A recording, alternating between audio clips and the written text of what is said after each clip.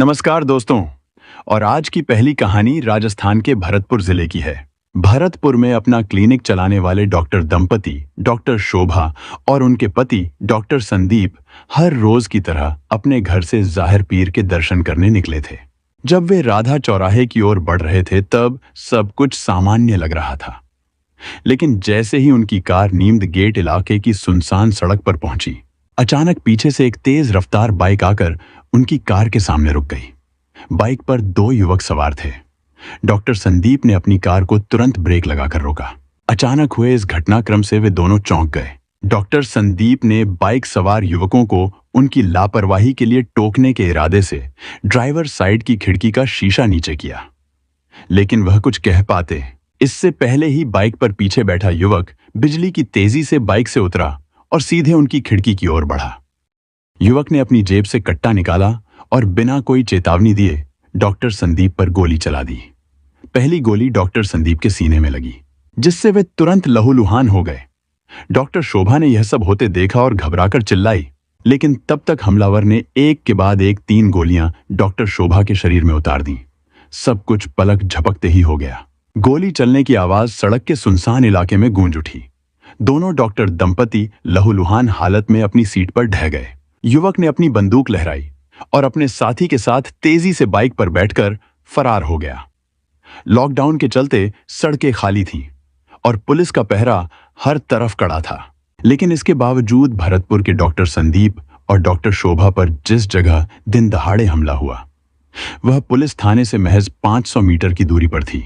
बावजूद इसके हमलावर बेखौफ होकर घटना को अंजाम देकर फरार हो गए। जैसे ही इस दिल दहला देने वाली वारदात की खबर फैली, पुलिस प्रशासन हरकत में आ गया। पास के थाने से सीओ सिटी सतीश शर्मा मौके पर तुरंत पहुंचे। थोड़ी ही देर में एसपी प्रसन्न कुमार खमसेरा भी अपनी टीम के साथ घटनास्थल पर पहुंच गए। पुलिस ने तुरंत डॉक्टर दंपति को गंभीर हालत में अस्पताल भिजवाया, लेकिन डॉक्टरों की तमाम कोशिशों के बावजूद डॉक्टर संदीप और डॉक्टर शोभा दोनों को नहीं बचाया जा सका। पुलिस ने घटनास्थल की घेराबंदी कर छानबीन शुरू कर दी। डॉक्टर संदीप शर्मा और उनकी पत्नी डॉक्टर शोभा भरतपुर शहर के जाने माने डॉक्टर थे। डॉक्टर दंपति की दिन दहाड़े बेरहमी से हत्या ने पूरे शहर को सन्न कर दिया। जैसे ही यह खबर फैली, शहर में हलचल मच गई। पुलिस ने तुरंत कार्रवाई करते हुए शहर से बाहर जाने वाले सभी रास्तों को सील कर दिया और नाकाबंदी शुरू कर दी, लेकिन इसके बावजूद हत्यारे फरार होने में सफल रहे। पुलिस के हाथ अभी तक कोई सुराग नहीं लगा था। हालांकि इस मामले की जांच जैसे जैसे आगे बढ़ी, डॉक्टर दंपति की पुरानी जिंदगी से जुड़े कुछ चौंकाने वाले सच सामने आने लगे। दरअसल घटना के 6 महीने पहले संदीप और शोभा पर एक गंभीर आरोप लग चुका था। दीपा गुर्जर और उसके 6 वर्षीय बेटे शौर्य को जिंदा जलाकर उनकी हत्या करने का आरोप था। भरतपुर पुलिस ने इस मामले में डॉक्टर दंपति को गिरफ्तार कर जेल भी भेजा था। दीपा कुछ समय पहले तक डॉक्टर दंपति के श्रीराम हॉस्पिटल में रिसेप्शनिस्ट के तौर पर काम करती थी। वही उसके संबंध संदीप से बन गए। जब यह बात शोभा को पता चली तो उन्होंने दीपा को नौकरी से निकाल दिया। नौकरी से निकाले जाने के बावजूद संदीप और दीपा का रिश्ता जारी रहा। इससे गुस्साई शोभा ने अपने पति की प्रेमिका दीपा और उसके 6 वर्षीय बेटे शौर्य को जिंदा जलाकर हत्या कर दी। इस मामले में पुलिस ने शोभा और उनके पति संदीप को गिरफ्तार कर जेल भेजा था। कुछ महीने जेल में रहने के बाद दोनों जमानत पर बाहर आए थे, लेकिन उनकी हत्या के बाद पुलिस का शक सच साबित हो गया। जब घटनास्थल के पास लगे एक सीसीटीवी कैमरे के फुटेज से हत्या करने वाले दोनों युवकों की पहचान अनुज गुर्जर और उसके दोस्त सुरेश के रूप में हुई। अनुज गुर्जर उसी दीपा का सगा छोटा भाई था, जिसकी हत्या का आरोप शोभा और संदीप पर था। दोहरे हत्याकांड की यह कड़ी जुड़ने के बाद कहानी पूरी तरह साफ हो गई। एसपी भरतपुर श्री प्रसन्न कुमार खमसेरा ने तुरंत कार्रवाई करते हुए आसपास के थानों से 3 सीओ और कई पुलिसकर्मियों की टीमें बनाकर आरोपियों की गिरफ्तारी के लिए लगा दी। जांच में पता चला कि अनुज और सुरेश वारदात को अंजाम देने के बाद धौलपुर डांग की तरफ भागे थे। पुलिस ने डांग इलाके में तलाशी अभियान चलाया, लेकिन दोनों आरोपियों का कोई सुराग नहीं मिला। उनका इस तरह गायब हो जाना पुलिस के लिए चुनौती बन गया। इस बीच पुलिस को यह महत्वपूर्ण जानकारी मिली कि वारदात में इस्तेमाल की गई मोटरसाइकिल अनुज के जीजा ने उपलब्ध करवाई थी। अनुज के जीजा को पहलवानी का शौक था और वह खेतीबाड़ी के अलावा साहूकारी का भी काम करता था। ये मोटरसाइकिल किसी व्यक्ति ने गिरवी रखी थी, जिसे वर्तमान में अनुज उपयोग कर रहा था। इसके बाद पुलिस ने अनुज के जीजा को गिरफ्तार किया और अनुज की छोटी बहन को भी पूछताछ के लिए हिरासत में ले लिया। इसी दौरान हत्याकांड में अनुज की मदद करने वाले एक अन्य युवक का नाम सामने आया, जिसे पुलिस ने गिरफ्तार कर लिया। हालांकि मुख्य आरोपी अनुज और सुरेश का कोई सुराग नहीं मिल सका। पुलिस ने अनुज की गिरफ्तारी पर 5,000 रुपए का इनाम भी घोषित कर दिया, ताकि कोई जानकारी देने वाला सामने आ सके। दोनों आरोपियों की गिरफ्तारी के लिए चारों तरफ मुखबिरों को तैनात किया गया था। इसी बीच पुलिस को सूचना मिली कि फरार आरोपियों में से एक सुरेश जंगल में छुपा हुआ है। सुरेश वही युवक था जो घटना के समय मोटरसाइकिल चला रहा था। पुलिस ने तुरंत एक सर्च पार्टी जंगल में भेजी और वहां सुरेश को गिरफ्तार कर लिया। उसने बताया कि घटना के बाद वह और मनोज धौलपुर डांग के पास पहुंचे थे, जहां उनकी मोटरसाइकिल का पेट्रोल खत्म हो गया। इसलिए दोनों ने मोटरसाइकिल छोड़कर अलग अलग दिशा में पैदल भागने का फैसला किया। सुरेश ने यह भी बताया कि हत्या के बाद उन्होंने अपने मोबाइल फोन फेंक दिए थे और उसके बाद से उसका मनोज से कोई संपर्क नहीं हो पाया था। अब तक हत्याकांड से जुड़े 3 लोग पुलिस की गिरफ्त में थे, लेकिन चौथा मुख्य आरोपी अनुज अभी भी फरार था। पुलिस की टीमें लगातार उसकी तलाश में लगी थीं। आखिरकार 20 दिन बाद 16 जून को पुलिस ने मनोज को गिरफ्तार करने में सफलता पाई। पुलिस ने उसे धौलपुर के 20 मोरा इलाके में उस वक्त पकड़ा जब वह अपनी प्रेमिका से मिलने जा रहा था। संदीप और शोभा की हत्या का जुर्म स्वीकार करते हुए मनोज ने बताया कि वह अपनी बहन दीपा और उसकी हत्या का बदला लेना चाहता था। उसने कहा कि जब से संदीप और शोभा ने दीपा को नौकरी से निकाला और बाद में उसकी हत्या की, तब से वह इन दोनों को देखकर खून के बदले की भावना से भर गया था। अनुज ने यह भी बताया कि वह काफी समय से मौका तलाश रहा था ताकि वह दोनों डॉक्टरों को मार सके। उसने कहा कि वह हमेशा उन दोनों की हत्या करने की योजना बना रहा था और जब उसे मौका मिला तो उसने और सुरेश ने मिलकर इस हत्या को अंजाम दिया। पूछताछ में डॉक्टर संदीप और उसकी पत्नी डॉक्टर शोभा की इस प्रकार सामने आई।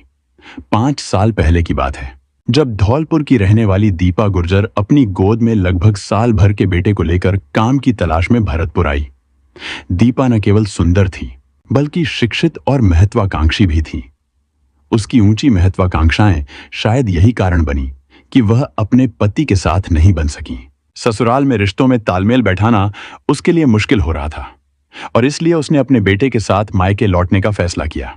मायके में कुछ समय रहने के बाद दीपा ने अपने पैरों पर खड़ा होने का सोचते हुए भरतपुर में काम की तलाश शुरू कर दी। संयोग से इसी बीच भरतपुर में रहने वाली शोभा ने अपने अस्पताल के लिए एक योग्य रिसेप्शनिस्ट की भर्ती के लिए अखबार में विज्ञापन दिया। अगले ही दिन दीपा अस्पताल पहुंची, जहां खुद शोभा ने उसका इंटरव्यू लिया और उसे अपनी संस्था में नौकरी दे दी।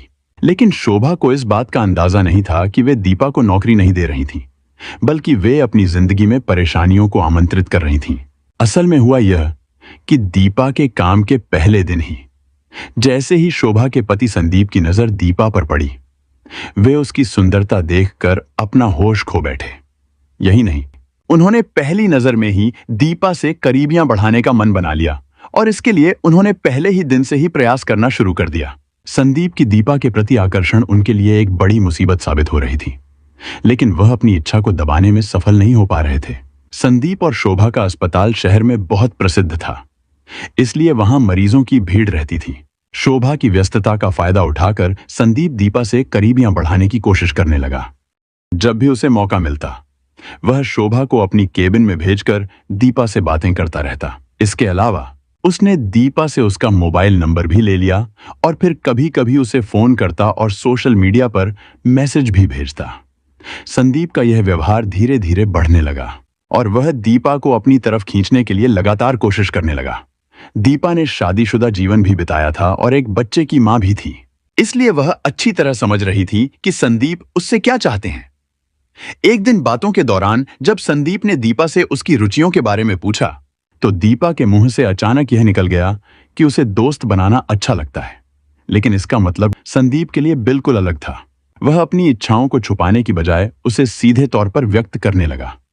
कहना नहीं होगा कि उस दिन के बाद दोनों की प्रेम कहानी शुरू हो गई, लेकिन शोभा के कारण उन्हें खुलकर मिलने का मौका अस्पताल में नहीं मिल पा रहा था। इसलिए एक दिन दीपा ने खुद ही संदीप से कहा, क्या आप मेरे घर नहीं आ सकते? वहां आसपास कोई नहीं रहता, हम आराम से बात कर सकते हैं। दूसरे ही दिन एक शाम संदीप अपनी मोटरसाइकिल लेकर दीपा के घर पहुंच गए।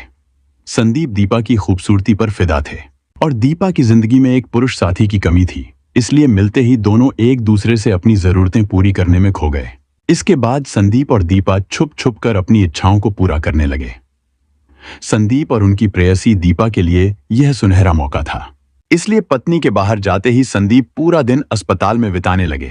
इस दौरान वे किसी न किसी बहाने दीपा को केबिन में बुला लेते और फिर केबिन में पर्दे के पीछे पड़ी टेबल पर दीपा को संग लेकर वासना में खो जाते। लेकिन कहते हैं कि इश्क बचपन में हो या बचपन में, इसका नशा ऐसा होता है कि जो इसे करता है वह दुनिया की नजरों से बच नहीं सकता। और यही इस मामले में हुआ। एक दिन शोभा को रिश्तेदारी की शादी में शामिल होने के लिए भरतपुर से बाहर जाना पड़ा। अस्पताल के दूसरे स्टाफ की नजरों से दीपा और संदीप की नजदीकी छुपी नहीं रह सकी। एक दिन जब दीपा संदीप के साथ उनकी केबिन में थे, तब अस्पताल की एक नर्स जानबूझकर वहां पहुंच गई। उस समय संदीप और दीपा पूरी तरह निर्वस्त्र थे। नर्स को देखकर वे हड़बड़ाकर अलग हो गए और नर्स हंसी दबाते हुए मुंह मोड़कर बाहर भाग गई।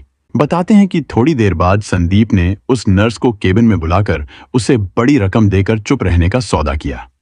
नर्स ने अपना मुंह बंद रख लिया, लेकिन यह बात बाहर फैल गई। 15 दिन बाद इस घटना की जानकारी शोभा को भी लग गई।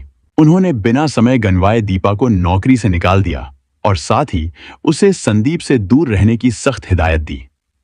जब संदीप को इस बात की जानकारी मिली तो वह परेशान नहीं हुए।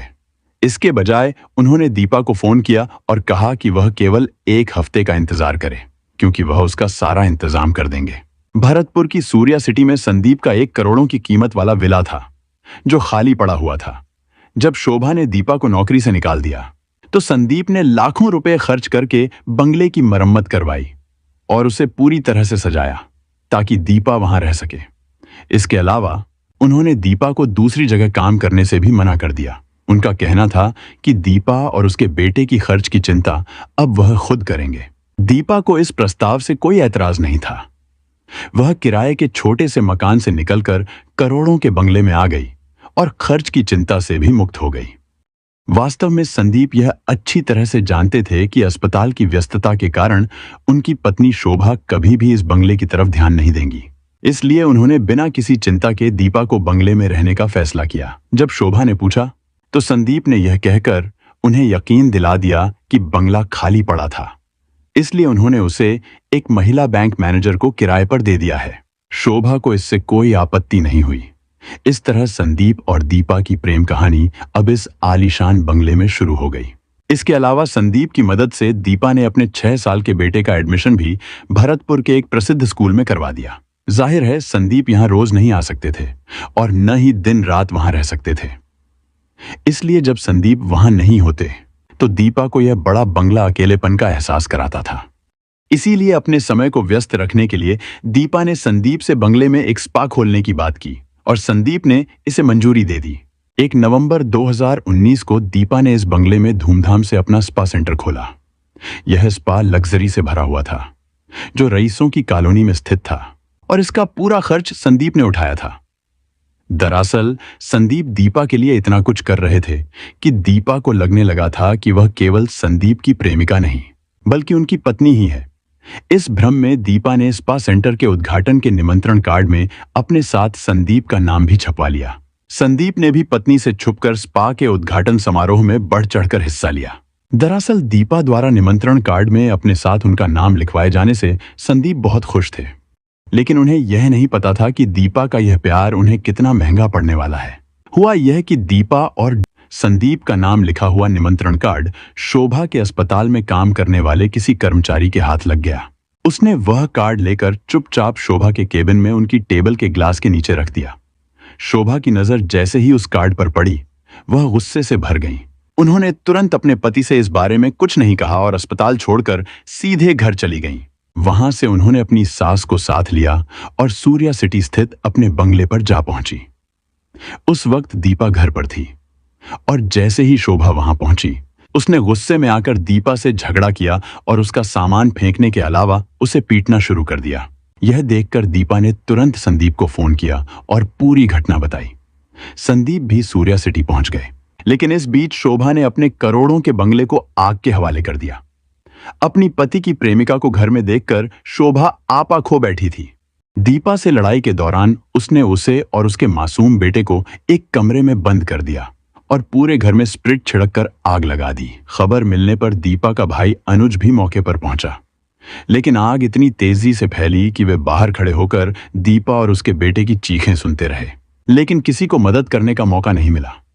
आखिरकार जब आग बुझाई गई, पुलिस ने दीपा और उसके बेटे के जल चुके शव किचन में पाए। इस घटना के बाद पुलिस ने शोभा और संदीप को गिरफ्तार कर लिया और उन्हें जेल भेज दिया, जहां से जमानत मिलने पर संदीप और शोभा बाहर आ गए थे। आरोपी अनुज ने बताया कि संदीप के प्यार पर भरोसा कर उसकी बहन और भांजा उसके सामने आग में जलकर मर गए। जब वह मौके पर पहुंचा तो वहां शोभा और संदीप दोनों खड़े थे, लेकिन संदीप ने अपनी बहन को जलने से बचाने की कोशिश नहीं की। इसी कारण अनुज ने तय किया कि वह दोनों को खत्म कर देगा। अनुज ने कहा, जब भी मैं संदीप और शोभा को देखता तो मेरे मन में आग लग जाती थी। अपनी बहन और भांजे की मौत का बदला लेने के लिए उसने दोनों की हत्या कर दी। और आज की दूसरी कहानी मुंबई की है। ये बात 2020 की है। मुंबई में एक जगह है दादर। इसी जगह दिशा सालियान अपने परिवार के साथ रहती थी। परिवार में मां वसंती सालियान, पिता सतीश सालियान और एक भाई विजय सालियान है, जो सॉफ्टवेयर इंजीनियर हैं। दिशा की शुरुआती पढ़ाई लिखाई मुंबई में हुई। उनकी स्कूलिंग मुंबई के the Dadar Parsi youths assembly high school में हुई। इसके बाद उन्होंने RD national college and WS science college से ग्रेजुएशन किया था। ग्रेजुएशन की पढ़ाई पूरी करने के बाद निशा ने विंक बॉल के साथ एक स्वतंत्र रिपोर्टर के रूप में अपना करियर शुरू किया। धीरे धीरे वे सेलिब्रिटी मैनेजमेंट की दुनिया में आईं और कई बड़े नामों के साथ काम किया। दिशा के करियर का बड़ा हिस्सा एक एजेंसी के लिए काम करते हुए गुजरा, जिसमें उनके क्लाइंट्स में बॉलीवुड अभिनेता सुशांत सिंह राजपूत भी शामिल थे। वे सुशांत की पूर्व मैनेजर भी थीं और दोनों के बीच प्रोफेशनल रिश्ता था। दिशा सालियान का बॉयफ्रेंड रोहन राय था, जो उनके साथ लंबे समय से रिलेशनशिप में था। दोनों ने सगाई कर ली थी और जल्द ही शादी करने वाले थे। 8 जून को जून 2020 की रात दिशा ने अपने फ्लैट पर अपनी जन्मदिन की पार्टी रखी थी। पार्टी में उसके बॉयफ्रेंड रोहन राय और कई करीबी दोस्त शामिल थे। माहौल खुशनुमा था। सबने जमकर ड्रिंक की, हंसी मजाक किया और फिर खाना खाया। पार्टी के बीच दिशा को उसके कॉलेज के दोस्त का फोन आया। वह फोन पर बात करते करते अपने बेडरूम में चली गई। सब कुछ सामान्य लग रहा था, लेकिन थोड़ी देर बाद जब दिशा बाहर नहीं आई तो रोहन ने बेडरूम का दरवाजा खटखटाया। कोई जवाब नहीं मिला। दरवाजा खुला हुआ था, इसलिए रोहन अंदर गया। अंदर का नजारा अजीब था। पूरे बिस्तर पर शराब गिरी हुई थी, लेकिन दिशा वहां नहीं थी। उसे लगा शायद दिशा बाथरूम में होगी। उसने बाथरूम चेक किया, लेकिन वहां कोई नहीं था। फिर उसने सोचा शायद वह मास्टर बेडरूम में गई हो। रोहन ने हर जगह देखा, वार्डरोब तक चेक किया, लेकिन दिशा कहीं नहीं थी। अब रोहन और उसके दोस्त परेशान होने लगे। आखिर दिशा गई तो गई कहां? तभी रोहन की नजर बेडरूम की खिड़की पर पड़ी। खिड़की खुली हुई थी। उसने खिड़की से नीचे झांका तो देखा कि नीचे ग्राउंड फ्लोर पर कुछ पड़ा है। ध्यान से देखने पर उसने पहचान लिया कि वह दिशा का पायजामा था। रोहन नशे में था। वह समझ ही नहीं पा रहा था कि यह सब क्या हो रहा है। घबराहट में उसने अपने दोस्त को बुलाया और पूछा, यह क्या है? कुछ पलों की खामोशी के बाद सच्चाई समझ में आई। दिशा खिड़की से गिर गई थी। दहशत में रोहन और उसके दोस्त तुरंत नीचे भागे। नीचे ग्राउंड फ्लोर पर दिशा बेसुध पड़ी थी। स्थिति इतनी गंभीर थी कि रोहन और दोस्तों के हाथ पैर फूल गए। इसी बीच पुलिस भी मौके पर पहुंच गई। पुलिस ने आते ही सबसे पहले जांच शुरू की। उन्होंने रोहन से पूछताछ की और उसके शरीर पर किसी भी तरह के चोट या संघर्ष के निशान देखने के लिए उसके कपड़े उतारने को कहा। घर की पूरी तलाशी ली गई। पुलिस हर छोटी बड़ी बात को समझने की कोशिश कर रही थी। इस बीच रोहन के कुछ दोस्तों ने दिशा को अस्पताल पहुंचाने की कोशिश की, लेकिन मुसीबत कम नहीं थी। पहले 2 अस्पतालों ने एंट्री देने से इनकार कर दिया। हर बीतते मिनट के साथ उनकी चिंता बढ़ती जा रही थी। आखिरकार तीसरे अस्पताल ने दिशा को भर्ती कर लिया, लेकिन तब तक बहुत देर हो चुकी थी। डॉक्टरों ने दिशा को मृत घोषित कर दिया। यह खबर सुनते ही रोहन और उसके दोस्तों की दुनिया जैसे थम गई। जो कुछ हुआ वह एक बुरे सपने जैसा लग रहा था, लेकिन वह हकीकत थी, दर्दनाक और अनकही हकीकत। पुलिस की जांच जैसे जैसे आगे बढ़ रही थी, एक नया मोड़ आया। इसी दौरान एक शख्स ने खुद को घटना का चश्मदीद गवाह बताते हुए एक न्यूज चैनल पर बयान दिया। उसने दावा किया कि वह एक एक्टर है और घटना की रात करीब 9 से 9:30 बजे के बीच दिशा के मलाड वाले फ्लैट पर पहुंचा था। शुरुआत में पार्टी सब कुछ सामान्य चल रही थी, लेकिन थोड़ी देर बाद कुछ लोग वहां से चले गए और दिशा और उसके कुछ दोस्त 2 बेडरूम में चले गए। अंदर से दरवाजे बंद हो गए थे। एक कमरे में दिशा और उसका मंगेतर रोहन था। इस शख्स ने न्यूज चैनल पर यह भी कहा कि उस रात दिशा के साथ रेप किया गया था, जिससे मामला और जटिल हो गया।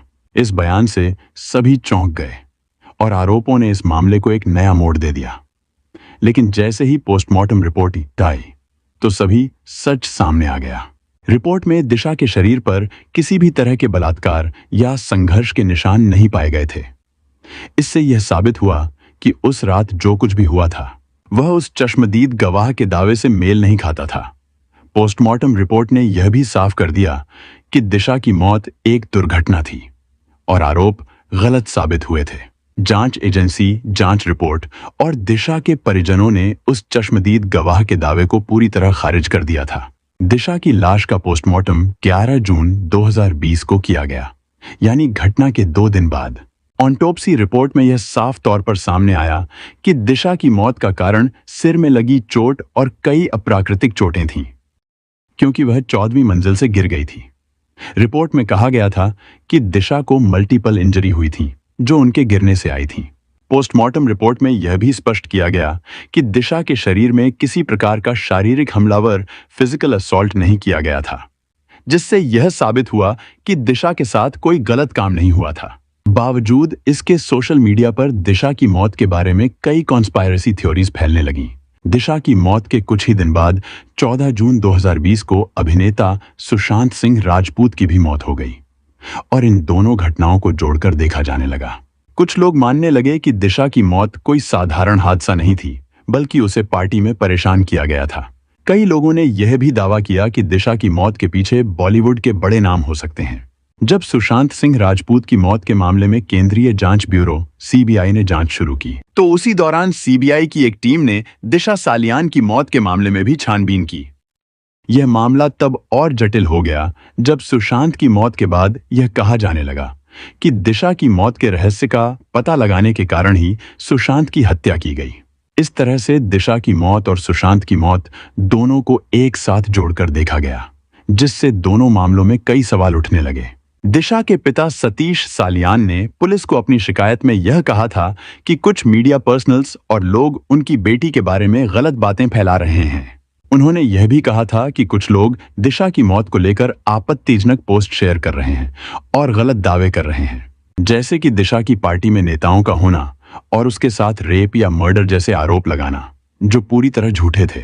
सतीश सालियान का कहना था कि इन सब आरोपों से उनकी बेटी और परिवार का नाम खराब किया जा रहा है। साथ ही दिशा के परिवार ने मुंबई पुलिस पर पूरा विश्वास जताया था और बार बार यह कहा था कि उन्हें पुलिस की कार्रवाई से कोई शिकायत नहीं है। उन्होंने यह भी कहा था कि उन्हें दिशा की मौत में किसी तरह की साजिश नजर नहीं आती। दूसरी ओर दिशा के मंगेतर रोहन राय पर भी काफी उंगलियां उठी थीं। मीडिया में उसके खिलाफ आरोप लगने के बाद रोहन ने सोशल मीडिया को छोड़ दिया और पूरी तरह से जनता की नजरों से ओझल हो गए थे। जांच में यह सामने आया था कि दिशा अपनी सोसाइटी की 14वीं मंजिल पर पार्टी कर रही थी।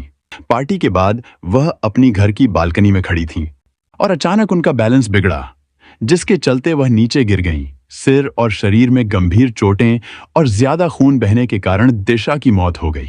सीबीआई की टीम ने इस मामले में दावा किया कि दिशा की हत्या नहीं हुई थी।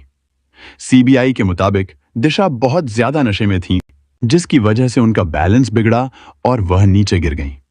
मुंबई पुलिस ने इस मामले को एक्सीडेंटल डेथ रिपोर्ट (ADR) के तहत दर्ज किया था और अगस्त 2021 में पुलिस ने इस मामले में क्लोजर रिपोर्ट दाखिल कर दी, जिसके बाद जांच बंद कर दी गई। भाजपा विधायक नितेश राणे ने कई बार दिशा सालियान के मामले की फिर से जांच की मांग की थी।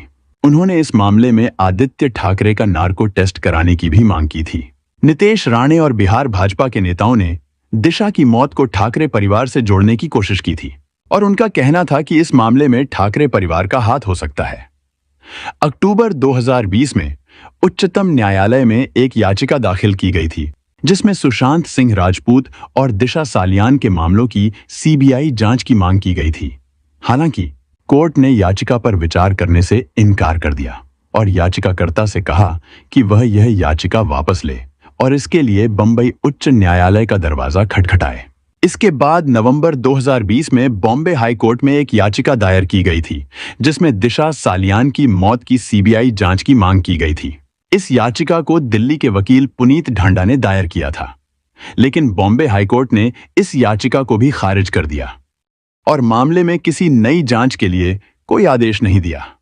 इस तरह से दिशा सालियान की मौत के मामले में राजनीतिक दबाव और सार्वजनिक मांगों के बावजूद कोर्ट ने सीबीआई जांच की अनुमति नहीं दी। दिल्ली के वकील पुनीत ढांडा ने अपनी याचिका में कोर्ट से दिशा सालियान की मौत की सीबीआई जांच की अपील की थी। हालांकि बॉम्बे हाई कोर्ट ने इस याचिका को खारिज कर दिया और कहा कि अगर किसी के पास दिशा की मौत से जुड़ा कोई ठोस सबूत है तो वह पुलिस से संपर्क कर सकता है। कोर्ट ने यह भी स्पष्ट किया कि जांच में नए सिरे से हस्तक्षेप की जरूरत नहीं है। सीबीआई ने अपनी जांच के दौरान दिशा की मौत को एक दुर्घटना बताया था। हालांकि दिशा की मौत को लेकर विवाद और अटकलें अभी भी खत्म नहीं हो पाई हैं। इस विवाद ने उनके परिवार, दोस्तों और फैंस को गहरे सदमे में डाल दिया था। महाराष्ट्र सरकार ने इस मामले की पुनः जांच के लिए एक एसआईटी यानी विशेष जांच टीम का गठन किया है, लेकिन दिशा सालियान की मौत के साथ जुड़े कई सवाल आज भी अनसुलझे हैं, जिनका जवाब अब तक नहीं मिल पाया है। दिशा सालियान की मौत ने उनके परिवार में, दोस्तों और फैंस को गहरे शोक में डाल दिया। यह घटना याद दिलाती है कि किसी की मौत का सम्मान करना और उनके परिवार की भावनाओं का ख्याल रखना इंसानियत का हिस्सा है। दिशा सालियान की मौत को लेकर कई कहानियां और अफवाहें फैलीं, लेकिन जांच एजेंसियों और दिशा के परिवार ने इसे एक दुर्घटना बताया। आज भी यह घटना एक यादगार सीख के रूप में हमारे सामने है कि सच के बिना अफवाहें सिर्फ तकलीफ बढ़ाती हैं। दिशा का परिवार सिर्फ यही चाहता है कि उनकी बेटी को शांतिपूर्ण यादों में जिया जाए, न कि विवादों में। हमारा उद्देश्य यह है कि लोग इन घटनाओं से सीखें और गलत रास्तों पर चलने से बचें। यह कहानी एक अहम चेतावनी है जो हमें बताती है कि जीवन में सही फैसले लेना कितना जरूरी है। हमें मिलकर एक बेहतर समाज बनाने की कोशिश करनी चाहिए जहां प्यार और ईमानदारी की अहमियत हो। ऐसी सच्ची घटनाओं और उनसे मिले संदेशों के साथ मैं फिर लौट कर आऊंगा। तब तक के लिए सुरक्षित रहें, सतर्क रहें और याद रखें कि हर कदम सोच समझकर उठाएं।